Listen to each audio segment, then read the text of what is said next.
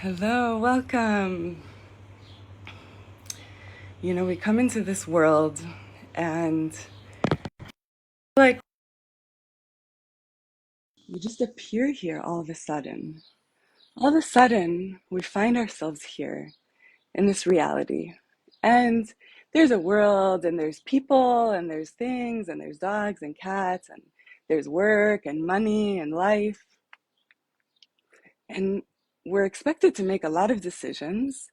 And it feels like almost there's this expectation that we just accept that this world and reality is as it is, and that this is, and it can feel like a lot.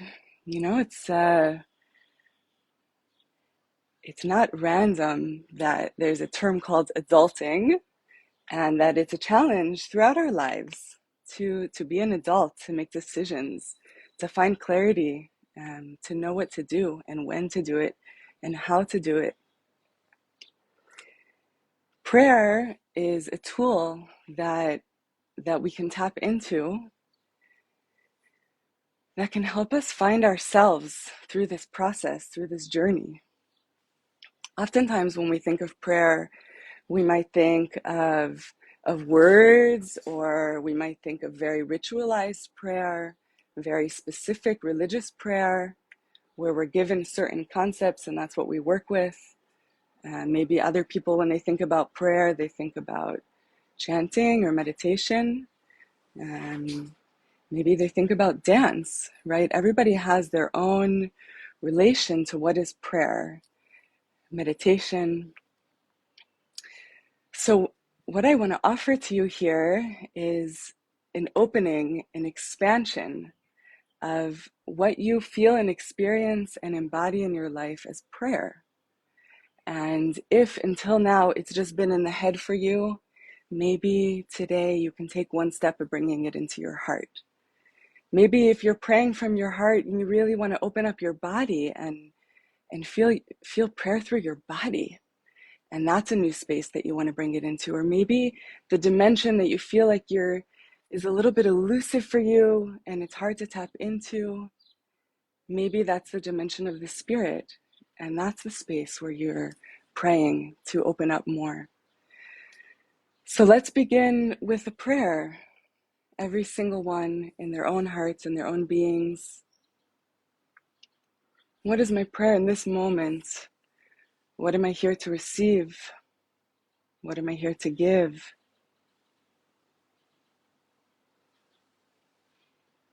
Where is my higher voice located within my system, within my being? And how can I tap into it more deeply, fully, real? What's the desire and passion of my heart right now? It can help to put a hand on your body. It can help to breathe. And give yourself one moment here of space, of silence, to just feel in to what comes up when you ask these questions.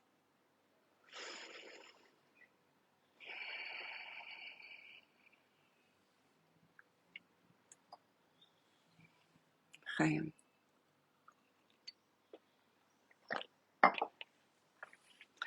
So, we are in Sfirat HaOmer right now, which is the time between Passover and Shavuot, where every day we count another characteristic, another quality of the divine and of the world and of us. Today is Tiferet of Malchut. Tiferet of Malchut, in short, is about the harmony. Tiferet is the harmony. It's the center place in our hearts. And Malchut is about Hagshama. It's about manifestation into reality. It's about birthing in a concrete and realistic way, right? So we have our spirit center. We have our mind center, our heart, our bodies, and then we have the physical world and reality that we birth into, that we create into, that we make decisions into, that we affect and we influence and we are influenced by. So the Sfira of today is about finding the harmony in our process of manifestation, in our process of coming into reality, taking our spirit, taking our mind, taking our heart and our body and bringing it together and birthing something into reality, making something of our lives, right? And what does that mean to make something of our lives? And how can we tap into that? Through prayer. So prayer, like any relationship, has an input and an output, a giving and a receiving.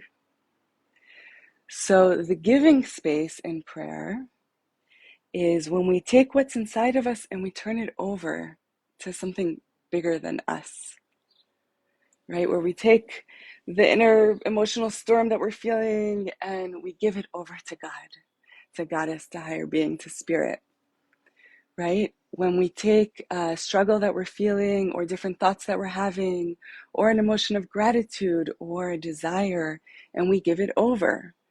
By giving it over, we're essentially saying, I realize that I'm not the biggest thing in this world, that there is a force bigger than me, and I don't have to carry this alone. There's a very deep relief in that, in giving that over. What's the input? What's the receiving?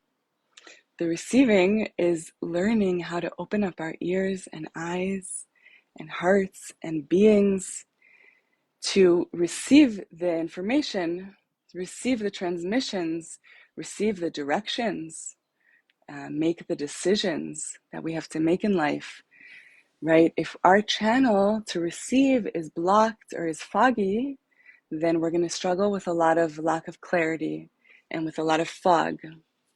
So one of our prayers in the input is, please help me to have a clear and clean channel that I can receive the divine clearly, right? That's such a tremendous gift, and it's one that we can pray for, right? So we have our input and our output, our giving and our receiving.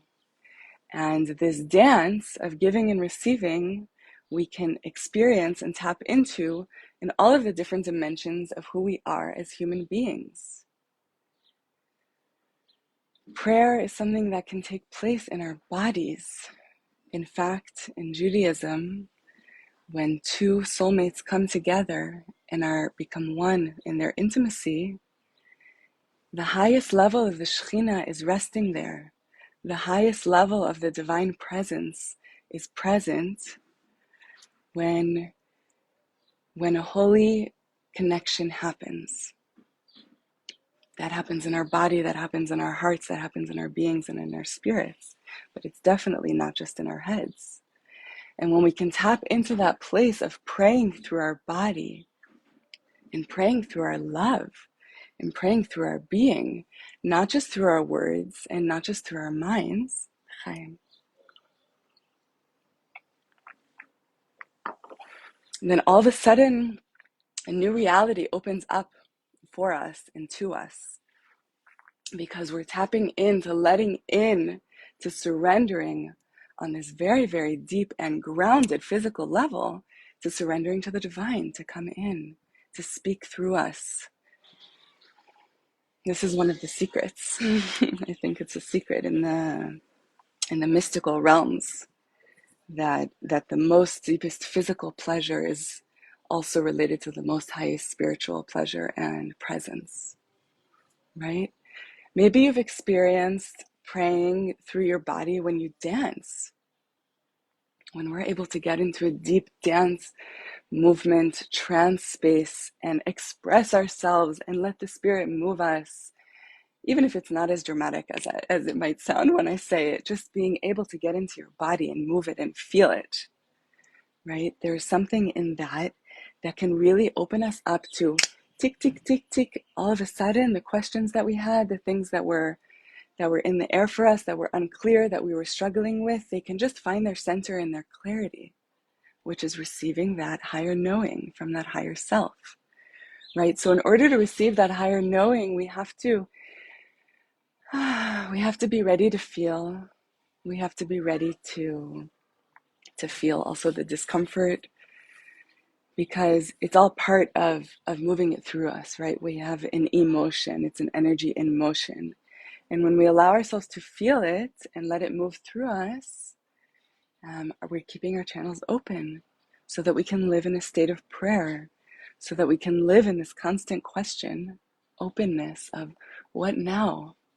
Let me be led, right? So I've been thinking a lot about being led versus taking control and being independent. You know, this idea of versus having our own agency and our free will and our free decision and our choice and our passion, and this other idea of being in surrender to the divine and being in service to our higher power, to our higher voice, in each person in the way that that expresses for them, right? It's very individual. And there's kind of this funny paradox, because being in surrender and in trust and in turning ourselves over, there can be an experience of, I don't fully want this, whatever this thing is that I'm being led to or guided to or having to feel, right? There are pieces of it that don't always make me feel good, which is interesting. Being led and yet not always feeling good. I don't think that there's a promise here that if we follow where we're being led to, that it will always feel yummy in the moment. We can invite and open up and expand ourselves to more and more feel the pleasure in life and to feel the yummy and to find the good and the gratitude and the light and all of that, which is so important and holy and pure and true. And what's also true is that we're very human. And what's also true is that we don't always see it all. Sometimes we see the next step, right? One of the things that I've learned in a lot of practice and tuning into the inner voice is that oftentimes when there's a flash of intuition and it's a directive, it comes in the moment or very close to the moment. It doesn't necessarily come far in advance, and it doesn't necessarily give directives far in advance. It's very present, right? It's a very Shekhinah-like presence of in the present moment now. So for our minds, that can be really frustrating, because in our minds, we want to be able to plan forwards. We want to be able to make decisions and to have our autonomy and our authority and have it all under control, right? There's so much anxiety in the mind around control. Pretty much, I would say most fear is based in a fear of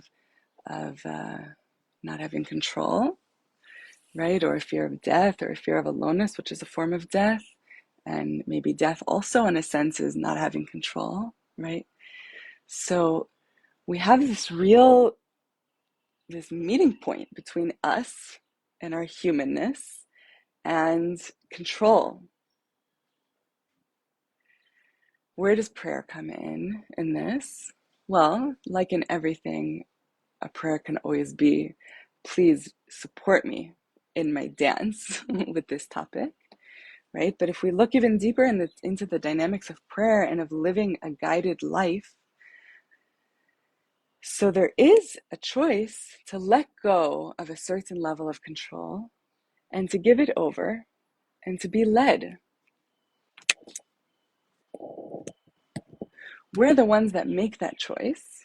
So in that, we are in control, because we choose whether to give over our ego, to surrender again and again, day after day, to let go, to trust, right? It's a daily process, and it's an ongoing journey. And just because I surrendered yesterday doesn't mean that my ego won't be in full force again today, saying, I want to call the shots here, and I want to decide everything, and I want everything to be the way that I want it, right? And then there's this process of coming in and saying, oh, you're so cute and so sweet. And it's so sweet that you want to be in control and be in charge, right? Like a child that wants to be in charge, that wants to feel that they're on top of it. And it's cute, and we can snuggle that part of ourselves and give it a voice and give it a space. And we can also choose to say, as much as I might think I know everything, or maybe I already know that I don't know everything, I realize that there's so much more at play here than what I can know and see, and that I'm a piece of a much bigger dance in this world and a much bigger vision and force. And I choose and I ask to live in a place of surrender, to live in a place where I hear the messages, where I hear the cues and the transmissions, and I can follow them. And I can be where I'm needed to be at the time that I'm needed to be there. Right? What is it to live our mission? What is that? We can look at that in a whole big picture, lifelong mission. But I think that we're so complex and we're so multi-layered as human beings and as souls and as people, that there's really, we can call it a mission a minute. Every minute has its own mission. And how do we know our mission of the minute? By keeping our channel clear as much as possible, by feeling our emotions and moving them through them, by not letting things get stuck in our body, staying connected, staying tuned in, keeping our eyes open and our ears open and our channel open, right? We can leave all of that open, and we can choose again and again to give over our beingness, our life, to being led by a higher power. Chaim.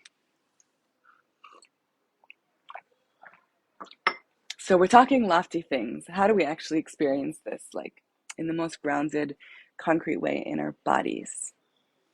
I'm a body movement therapist, and I want to really offer you some tools from that world. So let's start with our bellies, or with our belly, our solar plexus, which is right here. It's right between the belly and the chest. So I want to invite you to put your hands on your solar plexus. It's on your upper belly. And if you feel comfortable closing your eyes, if you don't, leaving them open if that's more comfortable for you, always doing what's right for you and your body. I'm just offering suggestions. So starting to tune into your breath. And as you breathe, you're circling your upper half of your body around on your hips. You can be sitting on your knees, you can be sitting cross-legged. However you're sitting or standing is okay. And with each breath, your full breath brings you a full circle around. So breathing in, and then as you breathe out, circling around. In and circling around. Just starting to tune into this vessel that is your body, that in this reincarnation, in this lifetime, this is where you live, first and foremost.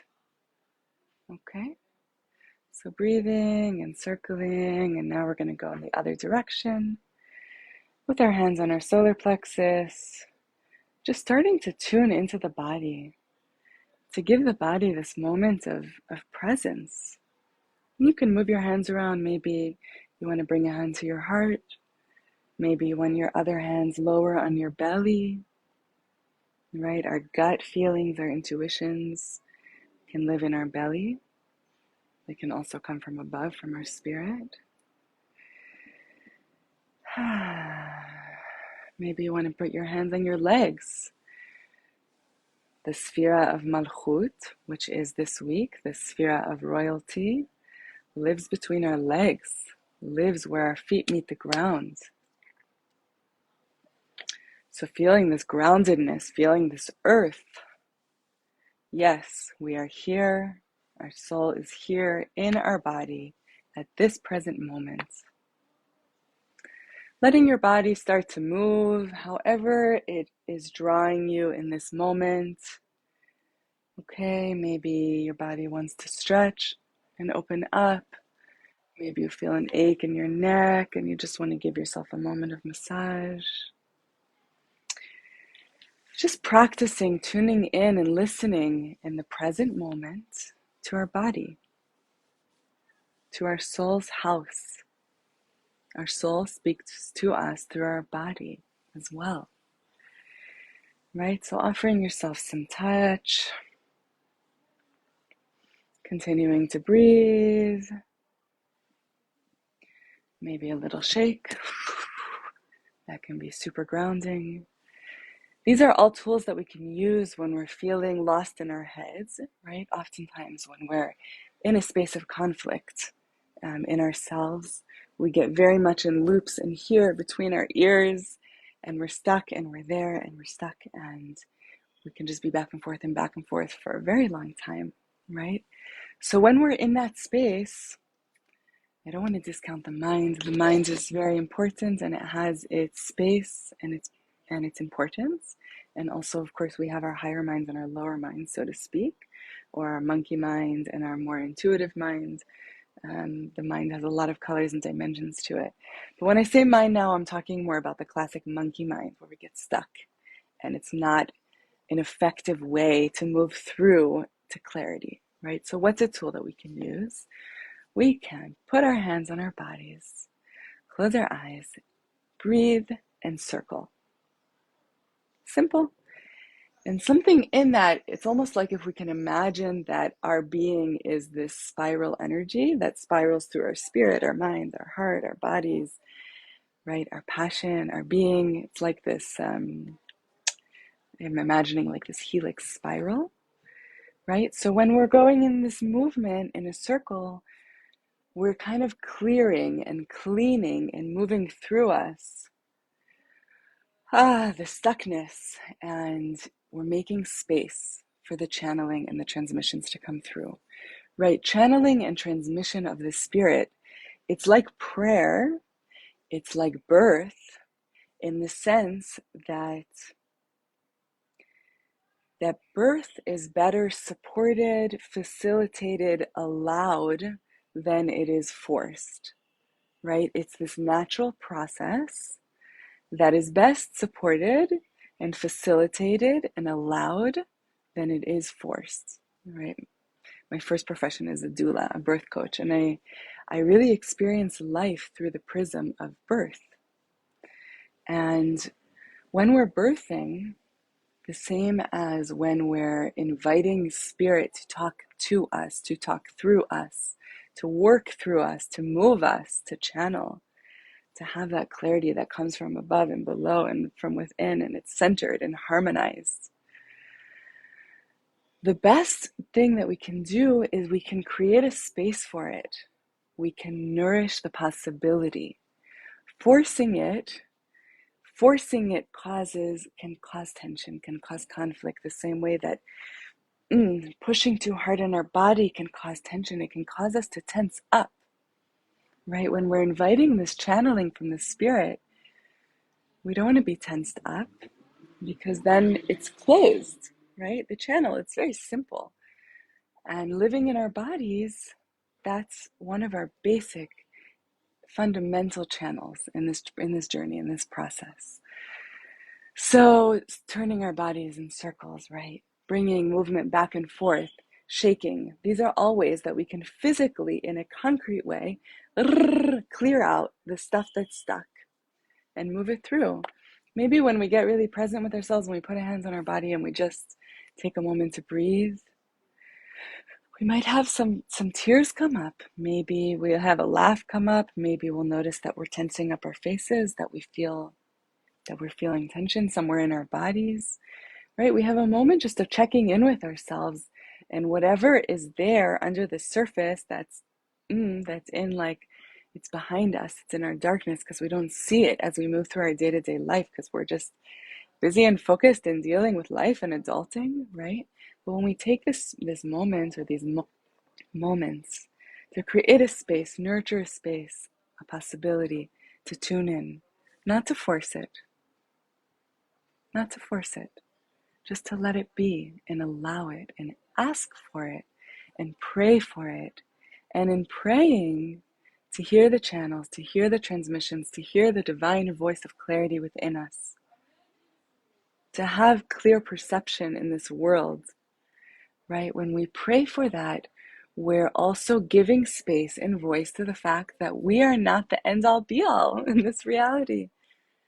That there's force bigger than us that can hold us, that can protect us, that can guide us, that knows that's part of us also, that we're connected to, that's inside of us. Prayer is the most personal that we can get with the divine. Whether we're praying through our bodies, whether we're praying through our hearts and our feelings, whether we're praying through our minds and our focus and our meditation and our words, or giving over what's in our mind to the divine, whether we're praying in opening up our spirit, right? In all these levels of prayer, we're acknowledging that we're not the end-all be-all, right? We're symbolically getting down on our knees and giving it over. And this choice of humility is another important key in opening the channel and in hearing clearly. As long as we think that it starts and ends with us, it will be very hard for us to hear others, right? To hear the divine, because we're just focused here in our own self, and we can get very, very stuck here in our own selves, right? And yet our own selves are important, our own individual, unique selves. Each one of us are housed in a unique body, a unique personality, a unique person in this time period, in this reincarnation, in this life. And our body and our being and our personality give us clues as well as to our mission for this minute, right? If we see our mission in each minute that we're guided to, that we're listening for. So going with our passion, going with what excites us, with what turns us on, with what's alive for us, going with where we feel drawn in a deep way. It's good. It's good to trust that our being is part of our prism of experiencing the divine calling for us in each moment. Because it's not by chance that you are the way you are, that you were born to who you were born to, that you feel the way you feel, that you have the tendencies that you have and the personality that you have, the struggles that you have, and the natural strengths and gifts that you have.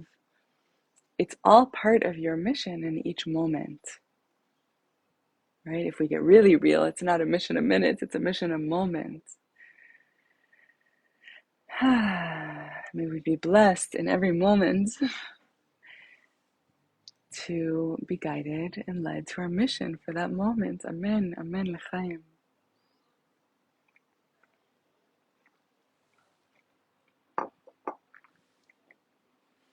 So we're in this very special week that's leading up to the holiday of Shavuot,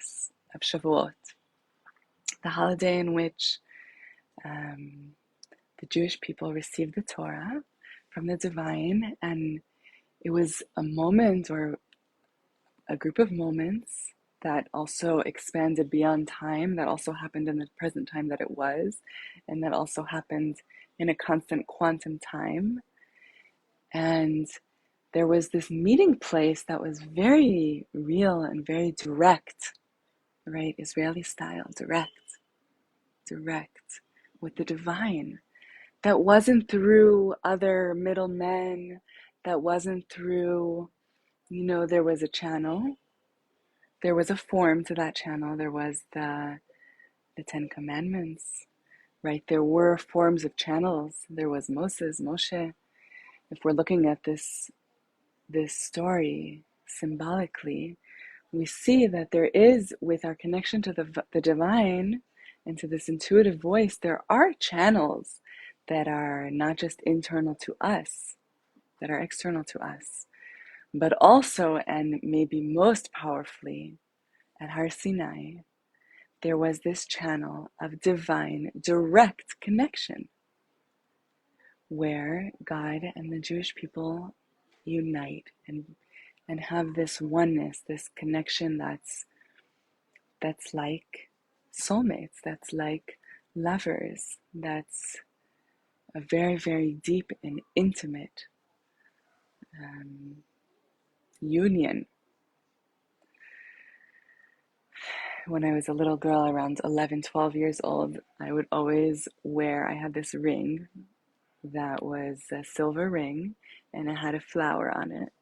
And I took the story very, very concretely. Virgo. I took it very concretely, like on Pesach, we got engaged to Hashem, and on Shavuot, we got married. And between Pesach and Shavuot, I wore an engagement ring because I'm connecting with the divine, right? And we're engaged to be married. And symbolically and on an energetic and a personal level, that was my way of expressing my lovership with the divine, with God, goddess, being, and giving a space to it, a physical, concrete, reminder and expression and celebration that we as beings with souls, we can tap into lovership with the divine. A lovership, right? We can have all these different dynamics. We talk about being like a parent and a child, right? Some religions or stories speak about a king or a queen and their disciples. There's a lot of different ways that we can experience our relationship with divine. And if we connect back to the idea of power, so in a lot of them, there's a hierarchy of power. And the one that is on Shavuot, that is also expressed in Shir HaShirim, which is the Song of Songs that we sing on Friday night, which is also a time of intimate connection with the divine. We're opening up to being in lovership with God, to being in lovership, to being in intimacy. Yes, there can still be a power dynamic in that, but there can also be a real face-to-face meeting, right? In the Jewish tradition, there was the temple. Inside of the temple, there was the Holy of Holies. Into the Holy of Holies only went the high priest, and only on one day a year. And inside the Holy of Holies, there was the Holy Ark. And upon the Ark, according to the tradition, sat two angels, two cheruvim, or cherubs, I think is how you say it in English. And they were representative or symbolic or archetype of our relationship with the divine. And they were face to face, or they were back to back, or they were making love. And when they were embraced in love, that was the sign that we were at the highest level of connection with the divine. When we're in this unity, that is lovers, right? So what's so holy about lovers? What's so holy about lovers? This is the topic that Nili, Salem, and I go very deep into in our course. And lovers, sacredness of being in this union, right, of love that happens on an intimate level with God and with each other and with ourselves and our bodies. There's a spark of divine there that is the deepest and highest, one could say. Right, of course, all of this is so multidimensional, and it's hard to give any generalization or concept that applies to everything. It's so individual and so personal. But what I'm inviting you to explore, and this you'll do in your own time, in your own place, is to explore finding the divine in your body and in your pleasure and in your love. It's a very, very, very, very deep way from a space of prayer, turning our lovemaking into prayer, to open ourselves up to this divine channeling, to bring the Shekhinah between us, into our beings, into our bodies, into our lives, to let ourselves connect to this feminine divine that invites surrender, that invites being guided and being led, and not just being the one that's always in charge and always making the decisions, But sometimes making the decision to put down, to lay down the control, and to give it over, right, to our higher voice, to our higher intuition, to let that guide us. And to let that happen through our lovemaking is one of the most powerful and holy manners that we can do this. Letting our body guide us, right? If we return to the metaphor of birth, the body knows, the being knows, it's this wisdom that's deep inside. We can tap into it, as we said, by putting hands on our bodies, by feeling ourselves. We can tap into it through movement. We can tap into it through breath. We can tap into it through sound making expression, which can sometimes be a little bit challenging to us in our ego because we don't want to sound silly or we're worried about how we sound. But if and when we're able to tap into letting go into sound expression, that is a very powerful way as well to open up our channel. Singing, of course, nigunim. Letting ourselves be heard in this world, be present, letting the divine flow through us and through our voices.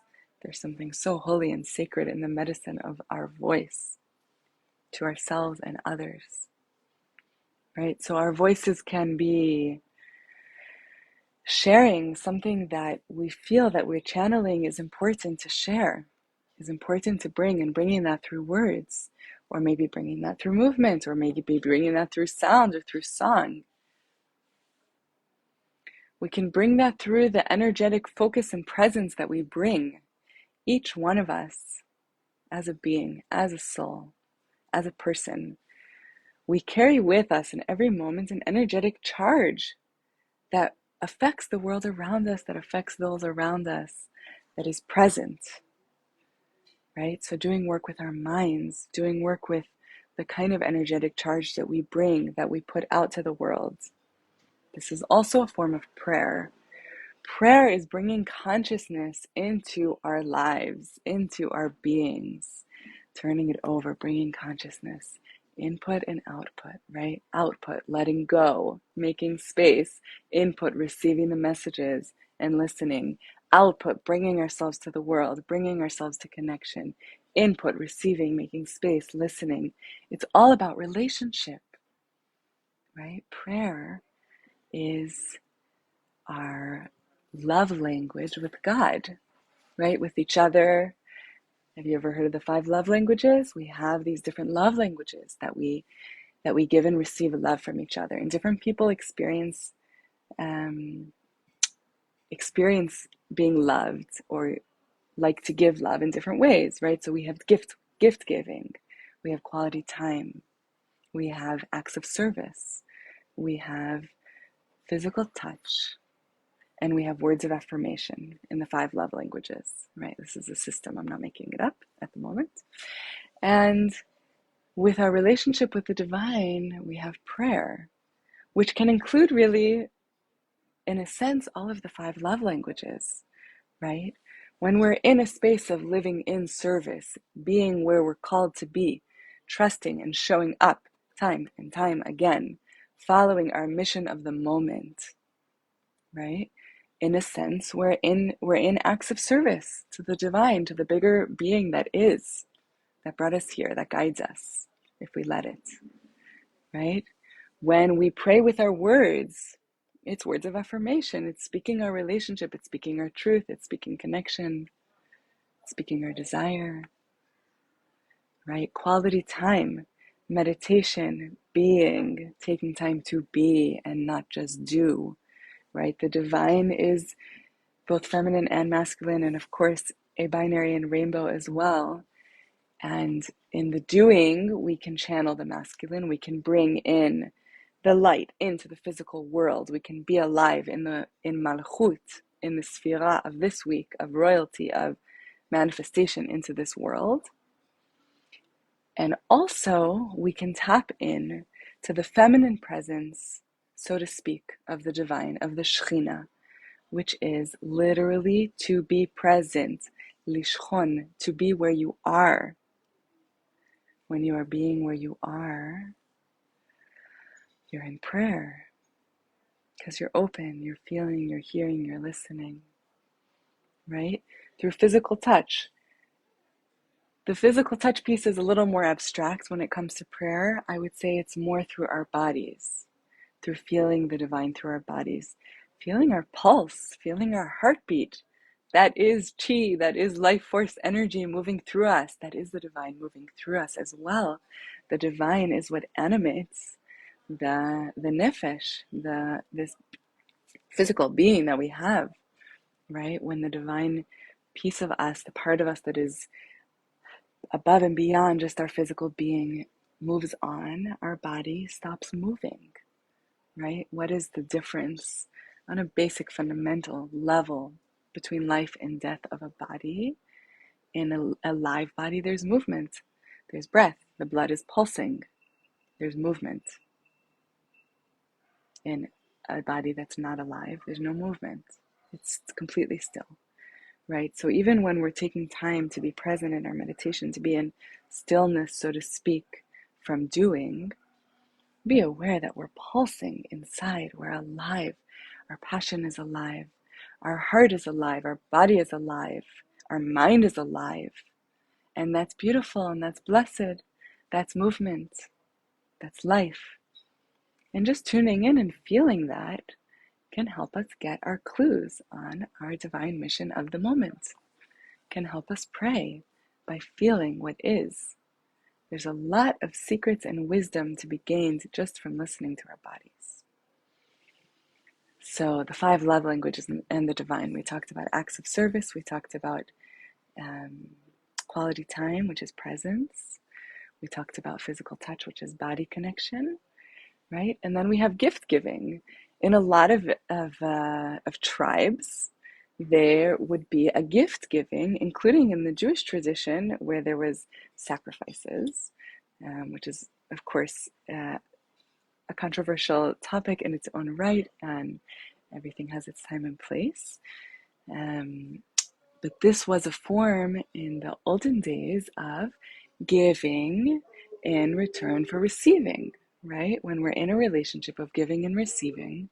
So now the Chazal say that prayer then was in this very physical, symbolic way of giving physically and receiving. Now we have this relationship through prayer. Now our sacrifice, so to speak, that we put on the altar is our prayer.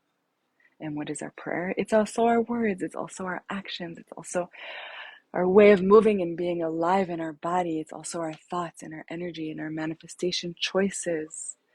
It's the way we choose to live our lives, and it's the way we allow ourselves to be guided to live our lives. All of that is prayer and more.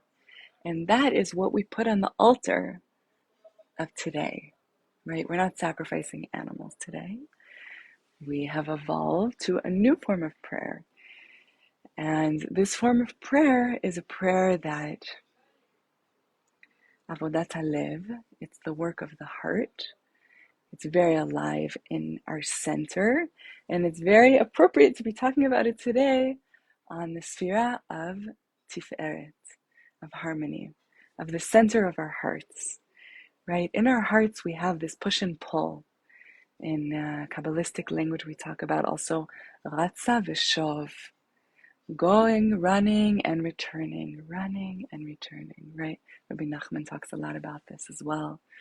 Running and returning, heart pulsing up and down. And in our heart, we feel this pull, oftentimes to 2 opposite directions, like this very polar experience, right? We are excited for something, we really want it, and we're very scared of it. We love someone, we hate someone, right? These are strong words, but oftentimes it's really our experience. When we have a strong feeling in one direction, we often experience strong feelings in the other direction simultaneously. It's just this paradoxical way that the life works and that the heart works. And that's one of the things that I love about the system of the Sfirot that's different than the system of the chakras, because the chakra system, it's down the center, right, which also has its place and its beauty, but you have your crown chakra, you have your third eye, your throat, your heart, your solar plexus, right? You have your root going down, you have all of them. They're all in the center. They're all these centers. And in the in the Sfirot, which are the Kabbalistic system, so to speak, of the chakras, we have one on the right, we have one on the left, and we have one in the center, because we're very aware of this idea that there's moving energy all the time, moving from the right to the left, to the right to the left, and the center is in the middle, but it's very dynamic, and it's very alive, and it's a dance. And I think that maybe that's one of the reasons that we were put into this physical body, because through it we can understand and work with the dance of the spirit as well. So when we're doing work of our emotions and of our hearts, on the right side we have chesed, which is flow. Kindness is the literal translation, but energetically it's this movement. A flow, water, movement, flow, desire, in a sense, right? Desire is all. And on the left side, we have Gvura, we have discipline, we have Gvura is often translated as strength. It's the lines, it's the boundaries, right? If we have water, then Gvura is the vessel that's holding the water. It's a cup. It's something that's hard that holds water inside of it, right? So it's our boundaries. Our boundaries can be hard, our boundaries can be flexible, our boundaries can be like a door that we can choose to open and close. They can be like a window, they can be like a wall. We choose them, we work with them, right? It's a certain characteristic that we work with in this life, in our hearts. And in the center, there's this place that I think a lot of us are often aiming for, and sometimes we wonder if it's even possible to live in this place or to access or experience this place. It's this place of harmony, tiferet. Tiferet actually means kind of a splendor, because when we're in this space, we're tapped into this like wow about life, because we're feeling alignment, we're feeling centered, right? We're feeling harmony. And in our working with our hearts, in our avodat halev, in our tefillah, in our prayer, we work with these elements, right? And we have different voices inside us that guide us, that come up strong, different feelings, sometimes ones that say, move, flow, more, and sometimes ones that say, no, hold back, put boundaries, less. And neither one is good or bad. It's such a dynamic dance.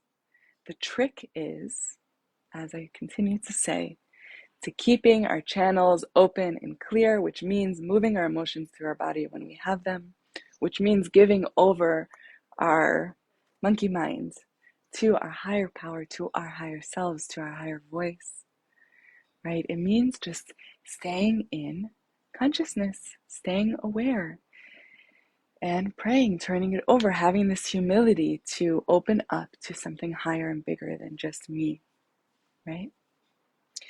So doing this through our bodies, and when we're doing this work of the heart, between the chesed and the gevura, praying for tiferet, right? What's the serenity prayer? Tfilat shalva.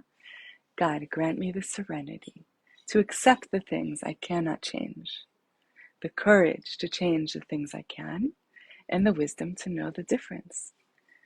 So this is working with, where are my boundaries? What is within my control? What is beyond my control? Right? We keep coming back as well to the topic of control, because it's important. When we get mixed up and we take on things that are not in our control, it's weighing us down unnecessarily, and we're getting mixed up, and we can be affecting and holding back other people or other entities. And when we're not holding pieces that are in our control, then we're going to get stuck and have struggle to be clear, to be moving forwards, to be alive and in center, hearing, following the intuitions, the messages, right? So there's this dance of surrender, of giving it over and trusting and opening up again and again and again to listen. May we be blessed with harmony. May we be blessed again and again to remember that we don't have to hold it all ourselves. Our little selves don't have to hold it all. that any one of our individual selves, right, because we're all made up of such a rainbow of beings and of voices and of desires, and that all of them can be held and contained by a being that's divine and bigger than all of that, and that is all of that. May we be blessed to bring these ideas that may sound grand and elusive into reality in a very simple and grounded and concrete way in our bodies, in our beings, in our day-to-day lives. And may we keep our heart open in prayer to feel and to hear.